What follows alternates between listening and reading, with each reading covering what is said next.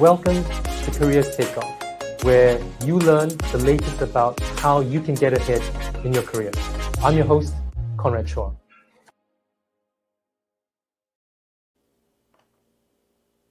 Welcome, I'm Conrad. You've probably had this happen to you before.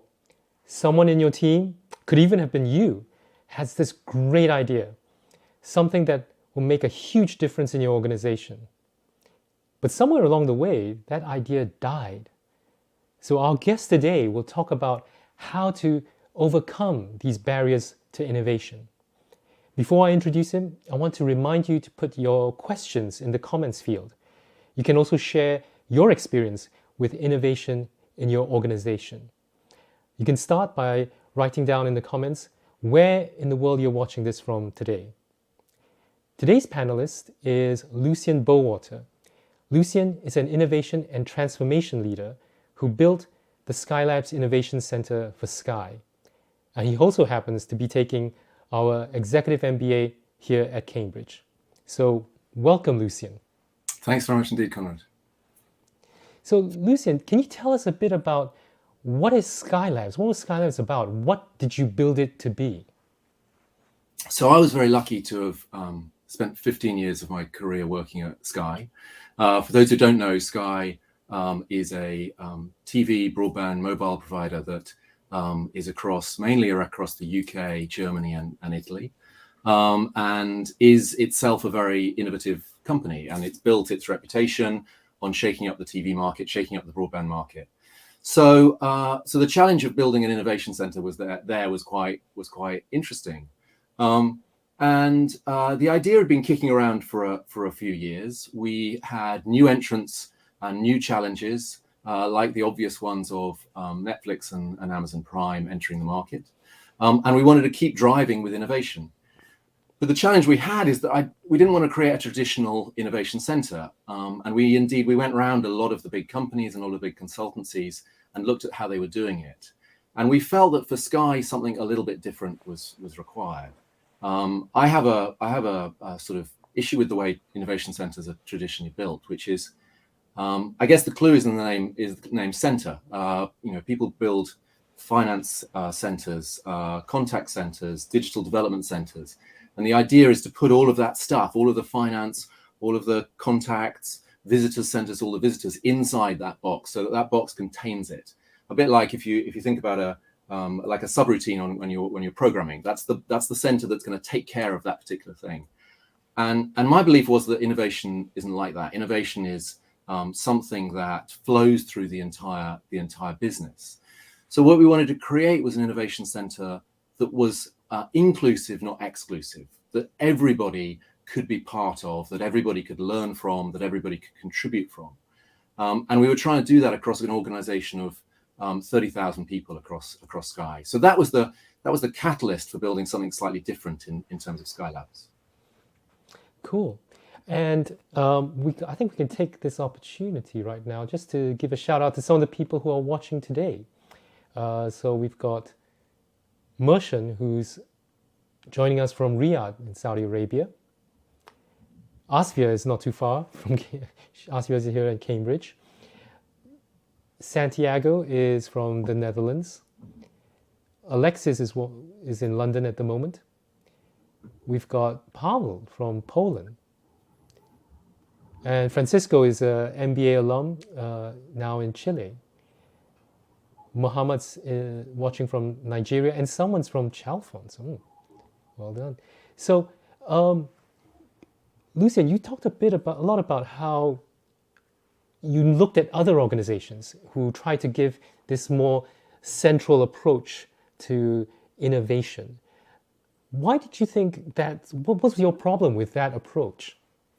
So, Conrad, I think if you flick forward your first slide, the very first thing we did was actually try to write a philosophy for what Skylabs was all about. And it was about a page long. This is the first paragraph.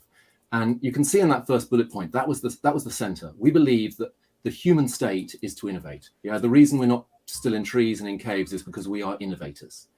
But what organizations tend to do is put blockers in the way of innovating. So those blockers may be hierarchy. If your boss doesn't like your idea, you're sunk, even if everybody else in the organization loves it. You might not have access to the finance teams. You might not have access to customers. You might not have time in your diary. But fundamentally, as humans, we are innovators. So how do we liberate those ideas? How do we liberate that innovation energy? And that's what the second bullet point here says. At Skylabs, we want to help everyone play a role in driving innovation. So the approach we took was not to hire a load of amazingly clever technical people or finance people or designers or anything else. What we found were people with immense energy, immense can-do attitude, who would work with people already in the business to remove those barriers. And if you just jump forward to slide 3, it's worth describing what that meant for Skylabs. So these are the 5 things that anyone coming into Skylabs we described. The first is that this was around broad innovation. So this wasn't about lasers and quantum computing that a lot of innovation centers are. An awful lot of people, when they're asked to set up an innovation center, basically the CEO or the exec challenging the innovation center, I'd like you to come up with the next iPhone, please. Now that's great, but the iPhone only comes round once every 10, maybe 20 years, and there aren't that many companies who are going to invent it. And what we try to do is say innovation is in the lifeblood of every single day. If you are in a finance team and you want to make the accounts payable process a little bit smarter, a little bit faster, you are innovating. If you are in the contact center and are trying to improve the customer experience, you are innovating.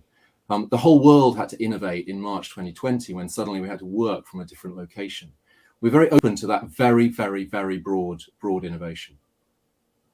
The second key thing that we did was it was business-led. So I started my career in Accenture and I met some awesome people there and did really interesting projects.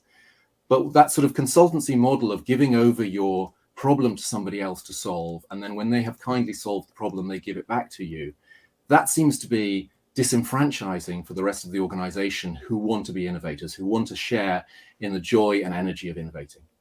So we didn't do that. And in fact, one of the very first questions I was asked when I set up Skylabs is what budget you want.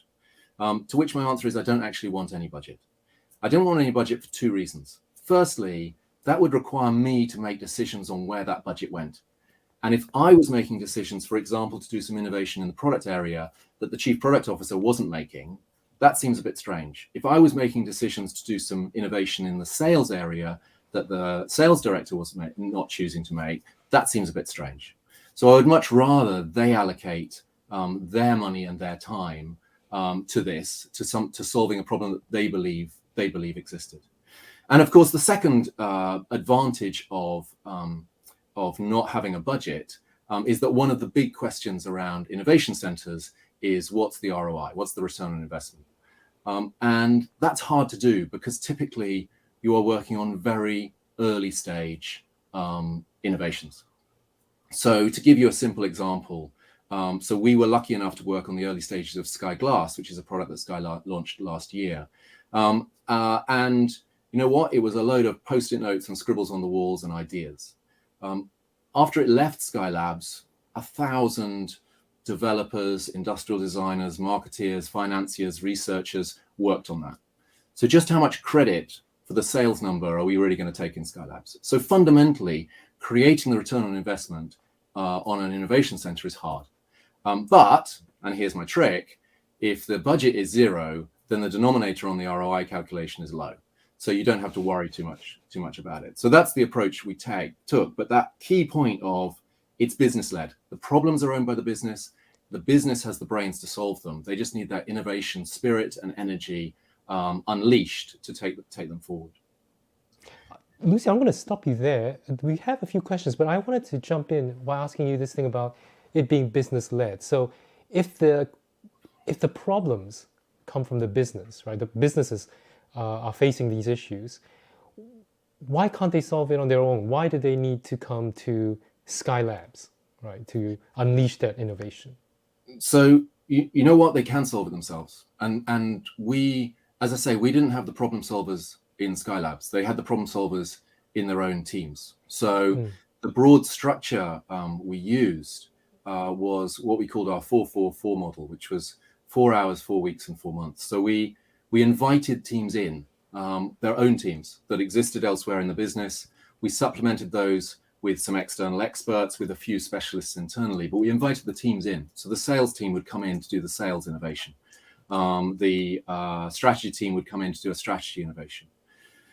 So they were solving their own problems, but we just released them from the barriers that that they had in day-to-day life. And that might be simple as just focusing on stuff, just in the day-to-day maelstrom of work, to finding time to focus.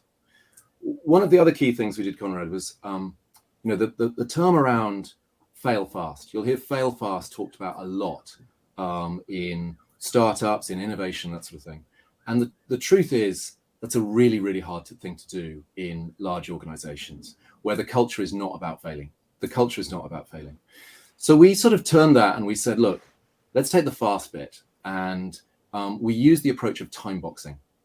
So we used this 4 hours, 4 weeks, 4 months. And essentially, if you take the example of the 4-week sprint that we did, the team came into Skylabs for 4 weeks. At the end of that 4 weeks, we kicked them out.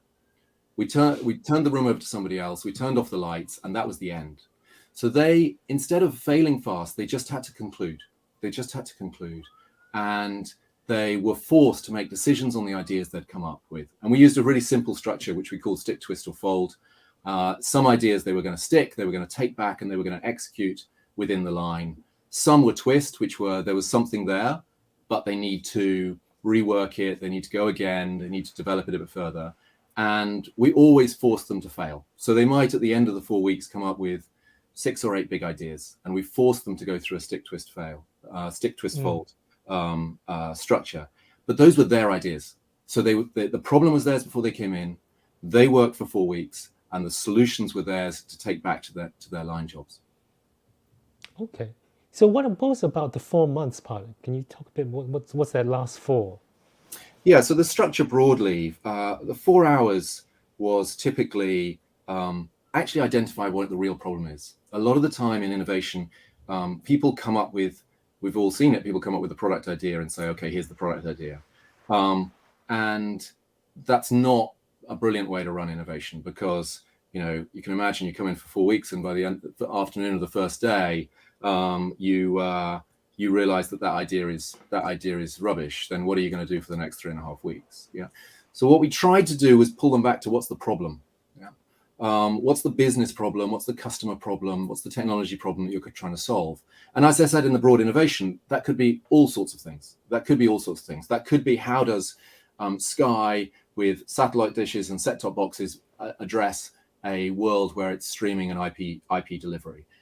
It might be how do we take complex delivery processes in DevOps and simplify them.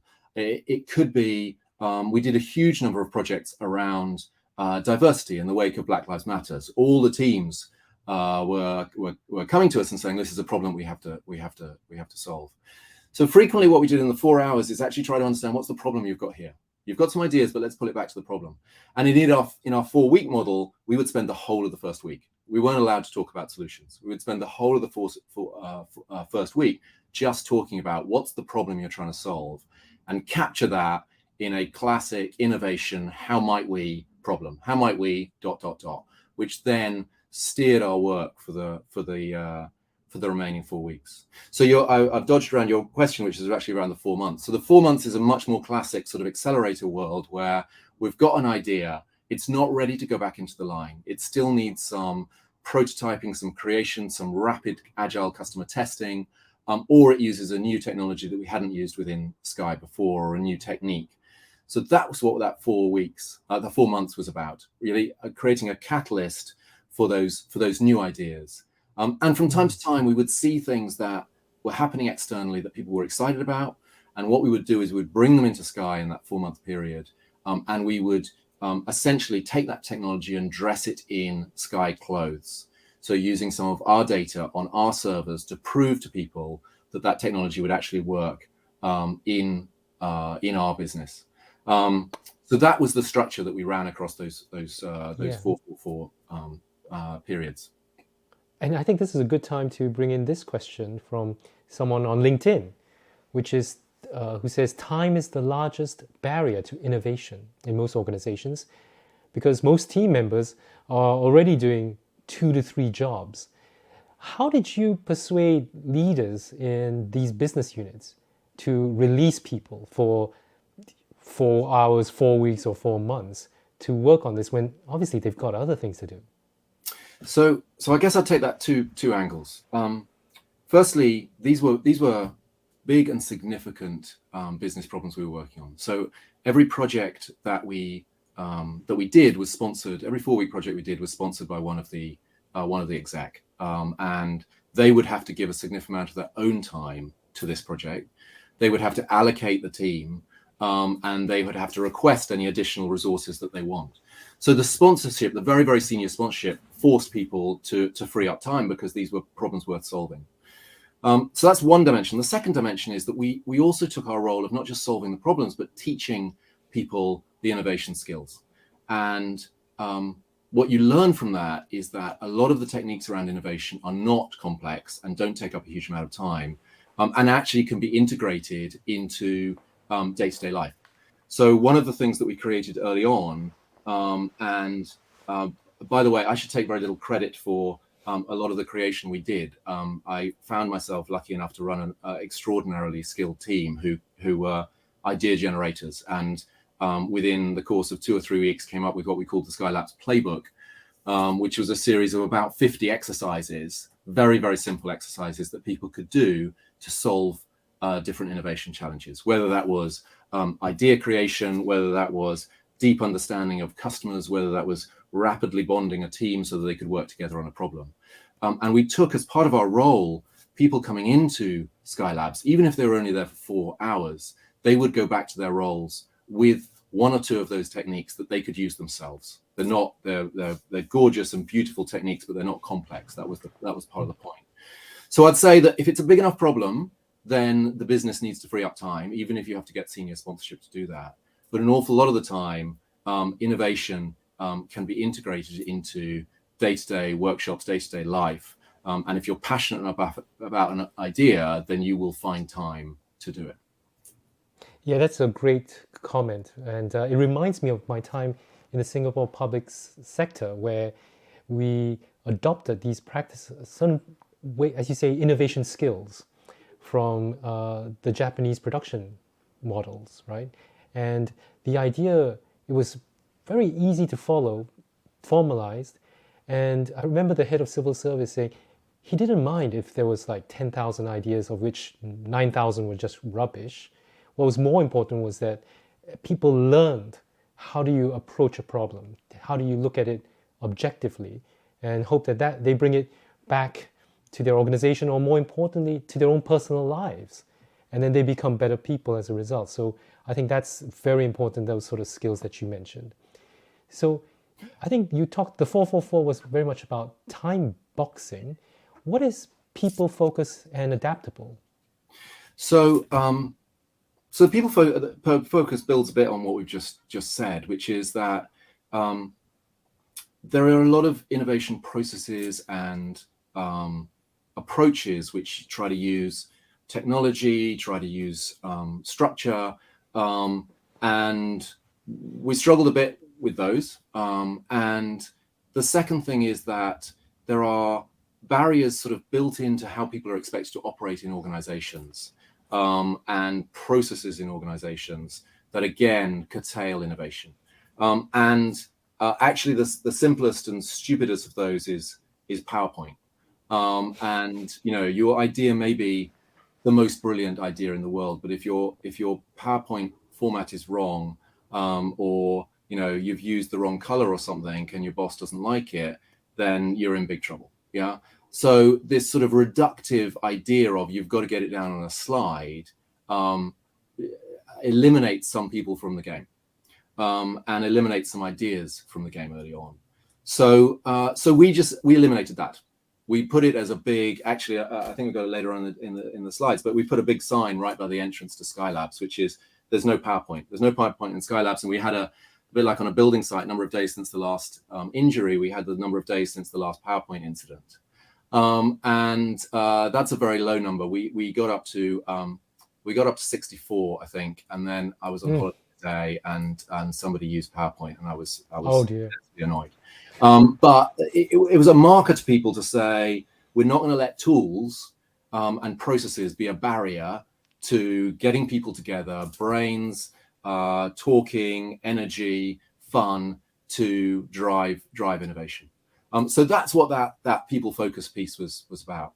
And adaptable, well, look, there are dozens of books and methodologies around how to do innovation. And my previous role at Sky was actually leading the digital transformation team, and I found myself in quite a lot of meetings there where we would sit down and say, well, is this agile? Are we doing agile right? And that sort of thing. And one of the things that we tried to do in Skylabs is not be religious about any methodology. You know, if there was something in design thinking that was useful to us, that was great. If there was something in lean that was useful to us, great. If there was something in agile that was useful to us, brilliant. So we would just take, like a magpie, all of these different things and mix them up and say, okay, that problem we've got today, this is the technique we're going to use to solve it. And that's what the team that I was lucky enough to lead in Skylabs was so awesome at doing. They would understand people, understand the dynamics of the room, and stay late up into the night figuring out what's the technique we're going to use tomorrow morning to unlock the thinking in the room and let the innovation keep flowing. So that's sort of barriers to innovation at a macro level, but also at a micro, day-to-day, interpersonal level as well. So those are the 5 things that really sort of were the points of differentiation for Skylabs. And I think it's really amazing how you said to get real innovation, you need people, experts from different sort of areas, different sort of viewpoints. And we had, I think, 2 questions on different areas about that.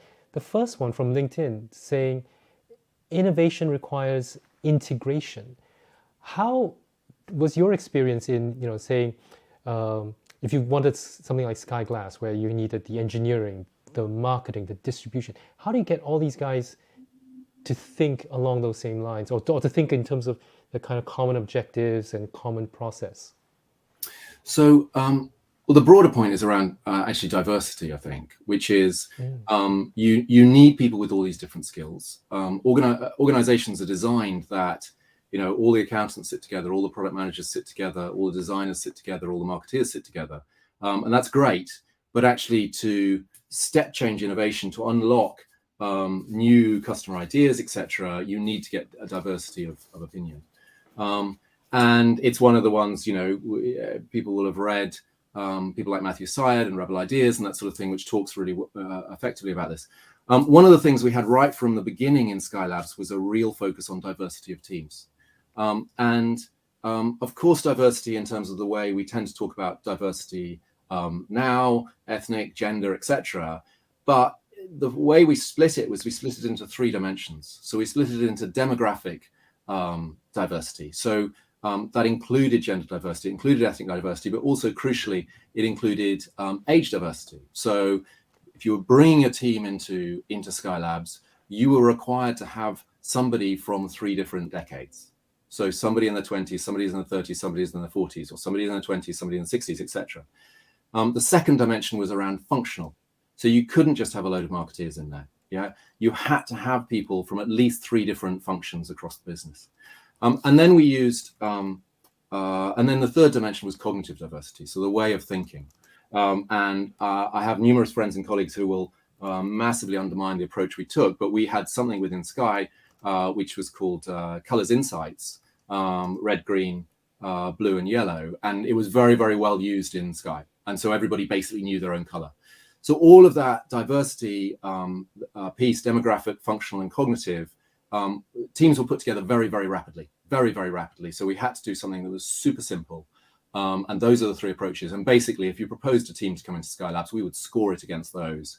And if it didn't hit the diversity metrics that we needed, then you would be told to go back and change your team, and you wouldn't be allowed into Skylabs. So to the question, that covered both the functional piece, but also the style of thinking and the demographics, so you get a real diversity of opinion within the room. Cool. There are a couple of comments about the playbook that you mentioned. So I think this first one, again from LinkedIn, is love that you are technique agnostic. Yet deciding which tool does take time. So did you ever wish you had chosen a specific workflow, whether that be 3 to 5 design sprints?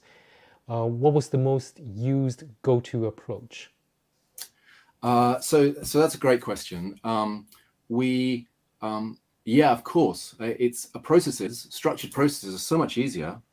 My life would have been so much easier had we had a process end to end, and we could have said, look, on day one we're going to do this, on week two we're going to do this, and we debated it a huge amount, particularly as we scaled up.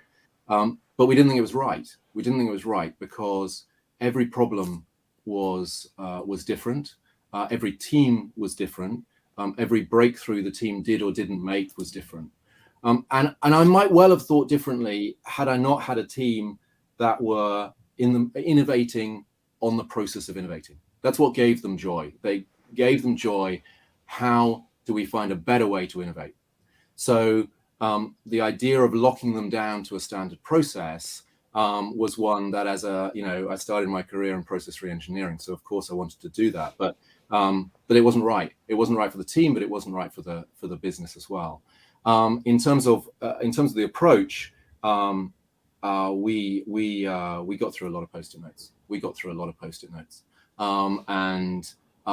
Again, part of the energy, we put people in the same room for 4 weeks, and the sort of pleasure of them coming into that room on the first day, it was all whiteboards. The whole room was whiteboards, and coming into a completely clinical white room on day one of week one, and by the end of week 4, that was their room. Yeah, every inch of the wall was covered in drawings, in photographs, in pictures of the customers they'd interviewed, in biographies of the experts they'd brought in silly noughts and crosses games they'd played in the breaks, in some Haribos that had fallen down the back of the chair and kicked into the corner, all of that sort of thing. But it was their room, and part of the artifact, part of the output of innovation was that room. And that flowed through to how we engaged with the exec sponsors as well. So these are exec sponsors who are used to having people come to them with proposals in a PowerPoint deck, and they sit opposite them across the table and they essentially pitch their PowerPoint deck. And that to us felt a very adversarial way of discussing what were genuinely pretty nascent innovations. So we turned it, and actually we didn't have PowerPoint, so we couldn't use that, but we had walls. So at the end of each week, the exec sponsor would come in and we would do something called a wall walk, which would be literally walking them through what we put on the wall, what the feedback from the customers were, what the idea was, what the drawings we were. And actually, if you just think about the body language of that, rather than facing each other across the table, you are both standing side by side, and you are both of you facing into the same problem. You're not facing against each other, you're facing into the same problem, which is the one on the wall and the ideas on the wall. So just the body language of that was actually really, really powerful. And when you saw the exec come into their room, they'd probably been in some tough meeting working through Excel or something like that. And they would almost sort of physically recoil when they first came into the room and say, what the hell is this? And then they would suddenly realize that they're not being asked for a decision right then. They're being asked to engage in the process, to give their thoughts, to build on the ideas in the room. And you've got people who have sweated for the last week, 2 weeks, 3 weeks to come up with these things. And it's solving a problem the exec sponsor really wants solved.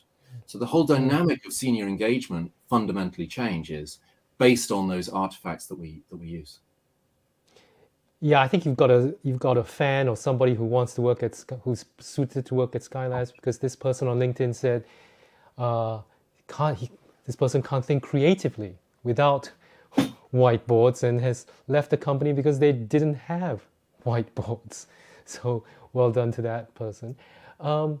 There was one other question about technique, and I'm going to look for it.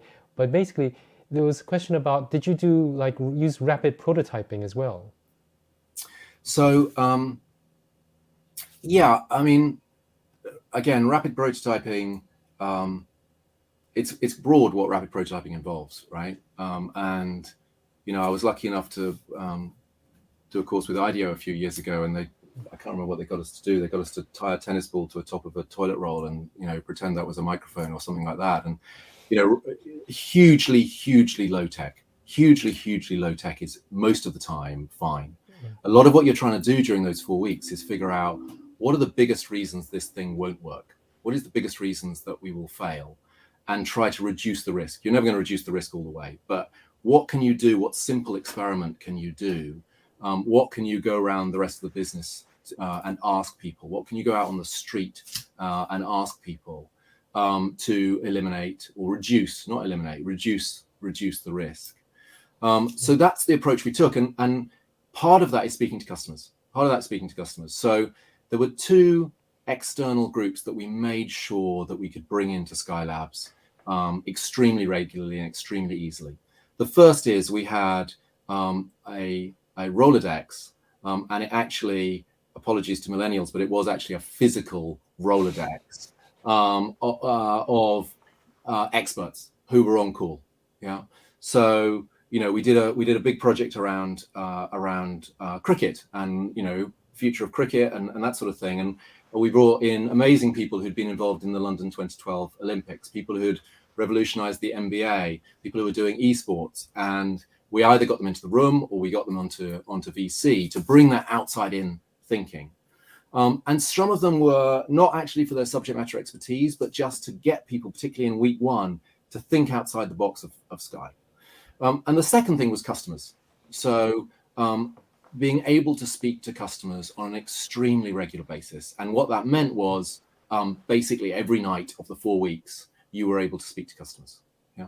And the normal barriers to doing, again, when I talked about removing the barriers to innovation, that's a great example. So what are the barriers to speaking to customers? Well, the barriers to speaking to customers is typically a research project, takes 1, 2, 3 weeks / months to set up. Yeah. It costs 5, 10, 20, 30,000 pounds to do. Yeah. And, you know, one of my previous experiences at Sky was working in the research team, and therefore I knew a fair amount about the process. And what we said, again, at the beginning of Skylabs is, how do we get it to free and how do we get it to overnight? So the idea that by 4 o'clock, the team had to have their ideas, and they were just little scribbles and things on pieces of paper. And overnight, that evening, they would either be put to customers or customers would actually VC into the lab, so that by 9 o'clock the next morning, we had customer feedback. And then the following day we did the same. And then the following we do the same. So this idea of what are the barriers to doing innovation? The barriers are customer feedback. Okay, let's eliminate that barrier. Let's eliminate that barrier by making it overnight and free. And that is a good example of the sort of rapidity that we were able to create. I think this is a good time to talk about this slide you have, this removing the barriers to innovation. And you mentioned one was the customer element, right? Which is that part of connections? Yeah. So if I just talk through these. So again, that premise, that philosophy of Skylabs I put at the beginning, you know, humans are natural innovators, hypothesis. Yeah. And by the way, that's a good point to say. Everything we did was wrong. Yeah. The basis of innovation is you have to accept everything it's doing is wrong, but try and get it a bit more right every day. And that's the approach we took. And actually the last line of the philosophy, which I didn't show you earlier on, was we're innovating on how to do innovation. Yeah. And we're getting it wrong. So, you know, physical barriers. Well, somebody mentioned earlier on time and space. Yeah. I can't find a whiteboard. I haven't got any time in my diary. Well, we created labs. We created labs with every whiteboard you ever wanted. I would say that, but actually in the end, we didn't have enough whiteboards and people were hanging whiteboards from the ceiling as well. And we were wheeling them in and out of the room, but you can genuinely never have enough whiteboards. Time, so that 4 weeks or the 4 hours, it was blocked out. There were no phones allowed in the room. There were no laptops allowed in the room. There were little cubby holes outside the room that you had to leave your stuff there. So you were totally focused on what was in the room. That expertise, well, I've talked about access to customers. We had an inside people within the team. We had access to people who could do very rapid business casing, financial modeling. We had technical experts who were able to come in and either be part of the team for the 4 weeks or just come in for a couple of hours.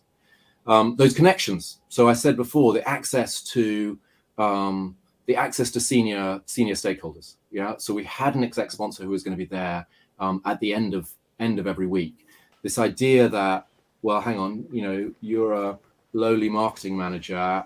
You know, how are you going to have any ideas? So I think I'll show you later on, we had rules when you came into the room. And one of those was that everybody in the room was equal. Whether you were a director or a junior analyst, everybody was in the room and had equal value in the room.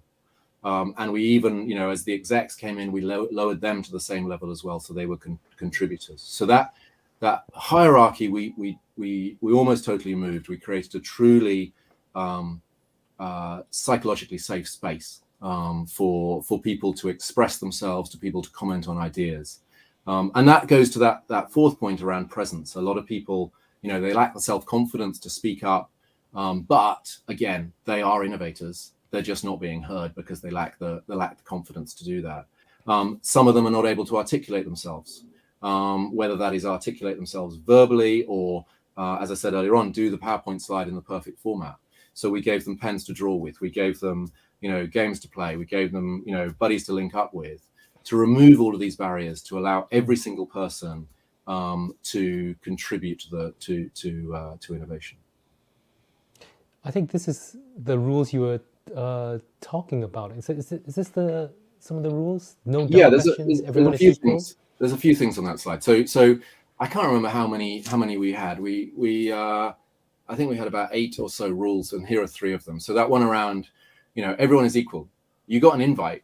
Yeah, there's only 12 people in the room. Yeah, you got an invite. You have as much to contribute as anybody else. So whilst there was an innovation coach from my team and a business lead, everybody else in the room was exactly equal. And we played games from the playbook, and we did exercises early on to emphasize that was the case. You know, this idea of no dumb questions. Yeah, you got to get used to the idea. You're going to be in this room for 4 weeks with these people. Yeah, just accept. Just ask the question. Just ask the question. And I really like the stub line there, which is, you know, if you're thinking it, someone else is too. So help them out. Yeah, you're doing actually a service to somebody else by asking the dumb question because they're too nervous to do it. And this idea of uncomfortable, you know, we are constantly in businesses, we're structured, we're trying to put things in boxes and frameworks, in 3-point plans, etc., etc., etc. And some days you go home and it's like, I have no idea. I can't structure this. There are things bouncing around in my head, and that's okay. Just let it flow. That's how ideas evolve, and that's how innovations emerge. On the bottom right, you've got some examples of the experts we brought in. So there's a guy called Matt Mullenweg who runs WordPress. So this is actually for a project we were doing right at the beginning of lockdown. And you know, he almost immediately, I think maybe WordPress had never had an office. I think he set up WordPress, and he had an office because he thought he had to have an office. And he, after the 6-month lease was up, he got rid of it, and he's never had an office since. So he was an awesome person to bring in. Dr. Rochelle Haynes, I mean, you know, talk about timing. She had just finished her paper, I think a PhD in hybrid working. And she finished that paper in February 2020, which, you know, in terms of timing, couldn't have been much better. So we got her in to talk about that. There was a neurologist who talked about what remote working and home working did to your brain. All of these people VCing into the labs team so that they could talk face to face, and they could ask the labs innovators could ask directly the questions. And then just on the left hand side, just to give you an example, you know, when I talked about no PowerPoint and I talked about drawing, so we have an amazing guy called Dino who just loves drawing, and actually I should mention, if you're interested in the innovation and innovation ideas, you should check out his YouTube channel, Dinosaur. He every week he's got 7 crazy things that he's seen, but he's also you know, classic innovator of innovation, and you know, you can see some of the things here. We got, you know, we don't do PowerPoint, lots of experts, no phones, stick, twist or fold, lots of customers coming in, and yes, you know what, it's a bit strange. It's deliberately a bit strange. If we did an innovation center, it was like the rest of work, what would be the point? Yeah. So you're going to be uncomfortable. Yeah. And it's going to be a bit weird. And a lot of the time on that last Friday of the 4 weeks, it was a bit like end of term. And it's sort of, I've got to go back to my day job on Monday. And you know, I've got to think differently about how I do that. But again, that was one of the benefits of bringing people in. So in our first year, we had 1,000 people come through Skylabs, and all of those people would go back to their desks and their day jobs, knowing some techniques of how to drive innovation in day to day, but also believing that their ideas could go forward. So one of the first ideas we had around Sky Sports was an awesome lady who worked in the contact centres in Scotland. Yeah, and we brought her down to London for 4 weeks, and she was core part of the team. And then she goes back to her desk in the contact center, and you can imagine what she tells the people around her about Sky's commitment to innovation, but also some of the things that they could do day to day to drive innovation forward. Yeah. So Lucien, I mean, if I go back to this part of that slide that you mentioned, the rules, some of them, Mm-hmm. no dumb questions, everyone is equal, uncomfortable is okay. In a way, these are things that we hear a lot in lots of organizations, right? Many of them not very innovative. And I wanted to pull up this comment from Honorab, who says, there is no shortage of lip service from the leadership team when it comes to innovation efforts. How can you tell when, a business leader is just paying lip service and doesn't have his or her heart into it? So, well, look, firstly, I was lucky at Sky is a company led by innovation, as I said at the beginning. But the second is, I mean, the proof was in the pudding. They allowed me to build this team, and then the team deliver this extraordinary new idea, and they gave us space, and they didn't challenge us on KPIs, and they gave us a huge opportunity to do something different. So that, of course, you've got to find that, but you've got to couple that with, the people in my team. They made a massive punt coming to Skylabs. Skylabs was totally unproven, and most of them had awesome jobs and were awesome at awesome jobs, and they chose to take a punt on this crazy idea. Yeah, so I think those two things. I think you've got to have the spark of energy and empowerment from senior leaders, and you've got to find a group of people who are willing to take big risks with their own careers and even their own sort of interpersonal relations to drive this thing forward. And the only point I'd make to that, which is broader than Skylabs, is that empowerment is something that people always use as an excuse. I've not been given empowerment, and my experience at Sky and other companies is empowerment is something you seize. You are not necessarily given. You are given the hint of empowerment, and then you drive it forward. And that's what leaders like to see, and will give you a greater empowerment as you take advantage of what you're given. So I think it's those two things together. Yeah, and we've got this other question about asking how did Skylab function during the pandemic? When there was lockdowns, how did you guys? I mean, the question is about collaboration tools, but I think if I reframe the question a bit, it's how did you work, and did you find that being remote posed a barrier to innovating? So, Conrad, as we're going through this conversation, I'm taking less and less credit for everything the team did, but this was a brilliant example where we actually had a 4-week project up and running during when lockdown came in the UK, and we were 2 weeks into it, and I think lockdown was on Thursday. I think lockdown was, and the team figured it out over the weekend. They just figured it out. They translated a lot of the playbook onto a tool called Miro, which is awesome. So a combination of Zoom and Miro, and by Monday they were up and running. So the 4-week project continued seamlessly. Of course, we got it wrong, because I just said we got everything wrong, and we had to re-innovate the next day and the next day and the next day. But some key things like, in a physical environment, you can have people there from 10 till 4, and if you feed them enough Haribo, then they will survive. That just doesn't work on a Zoom call, so we had to change some of the timings around that. And there were other elements of the playbook that were harder to do. But fundamentally, they found a way to do it online. And now Skylabs is into a hybrid of some of them are online and some of them are physical, and I think that will continue to evolve over the next year or two. Okay.